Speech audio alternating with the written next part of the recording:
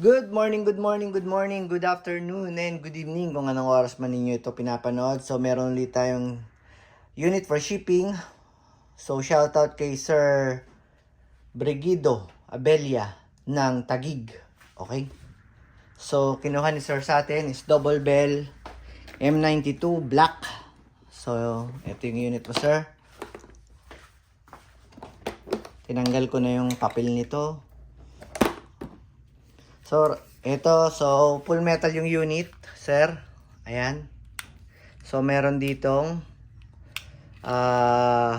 ito fire selector niya. Red means safe. Hindi gumagana yung hammer. Red means fire. So, papalo na yung hammer niyan. So, ilub muna natin bago natin siya i-test fire.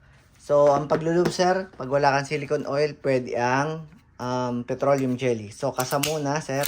Pagkasa, ito, meron ditong parang, ayan, yung oval na yan.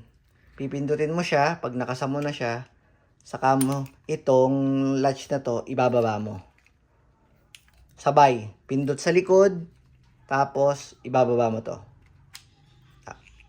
Yun. Tapos, pusa mo nang matatanggal yung slide niya. Sabi na eh. So, tuyo siya. Ilub muna natin, sir. So, ang paglulub dito sa mga railings. Yan. Lub natin dyan. Tapos dyan. Once in a while, nilulub to, sir. Pwede na mga every 2 weeks.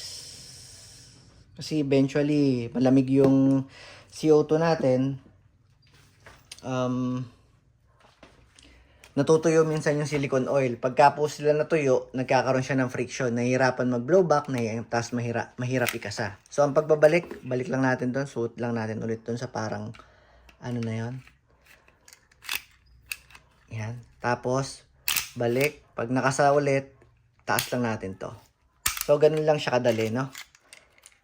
Dito naman sa magazine, lagyan nyo lagi to. Meron ba siyang gas o wala siyang gas? Isa dito sa inlet valve. Okay. At saka ID dito. Okay. Tapos, habang wala pang gas, syempre mapipindot nyo to. Dito nyo malalaman kung may gas o wala eh. Pag napipindot nyo to. Ayan. Pag napipindot nyo to, wala siyang gas. So, okay lang naman na may gas dapat para lubricated yung loob, para yung mga o-ring natin nalulubricate. Pero, huwag nyo hahayaan na may bala. Okay lang na may gas, basta walang bala. Okay, so lagyan muna natin siya ng bibis. So, sir, dito ang paglalagay sa malaking siwang na yan. Hahatakin nyo to. Huwag nyong bibitawan. Yung taga-Masbate kong client, ilang araw pa lang, ilang beses niyang nabitawan. Ayun. Nasipak yung ganito niya. So, umorder siya. Pero sabi niya sa akin, nagawa naman daw niya ng paraan. Nag-order pa rin siya. Pero, nagawa niya ng paraan. Dinikit daw niya ng bulldog. So, dito ang lagay ng ano. So, we are using 0.20 grams na Lancer Tactical, no? Kasi ikokrono natin siya. Yung 0.20, ginagamit lang yan sa chrono.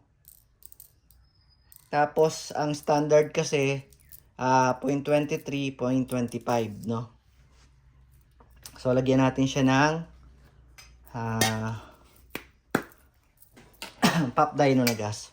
So, bossing, ito yung ano mo, yung mas mahal to. Pero, ganun ko na rin ibibigay sa'yo kasi wala po akong jer. Ang meron ko lang Lancer Tactical na bibis. Ito, mga bibis ko to eh. Hindi pa dumadating yung bibis ko at saka yung gas na ano. Pagdating nung gas, sir, i-ship na rin natin. Nasa rider pa lang yung gas eh. So, dito ang hawak, bossing, sa dulo. Tapos, dito rin ang hawak. Tapos, i-shoot lang natin ng mabuti. Ayan. Okay na yun. Para mabanat siya. Medyo dinamihan ko, no? Kasi bago pa lang yung unit. Tapos, hindi pa siya lubricated. So, bossing, dapat malakas ang insert ng magazine. Okay.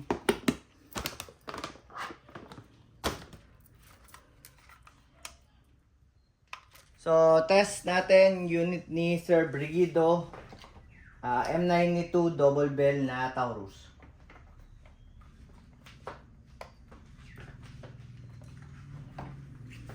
Kasa muna natin. Lagay natin yung fire selector natin sa red. Means fire. Kasa. Bitaw. Huwag nyo pong ibabalik pa ng kamay ninyo. Basta bitawan nyo pagka kinasan ninyo. Okay?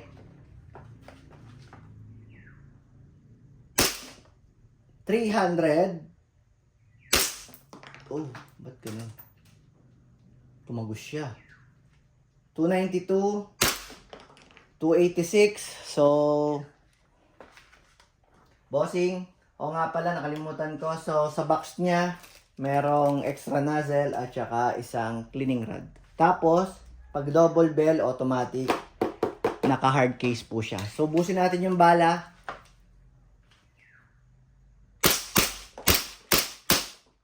So, nag-open slide, ibig sabihin, wala nang bibis, sir. Wala nang bala. So, automatic, release magazine. Tapos, baba lang natin tong slide catch or hatak lang. Baba. Okay? Then, rest the hammer by pressing the trigger. Maraming salamat, bossing. Ship ko na to pagdating ng gas natin. Thank you.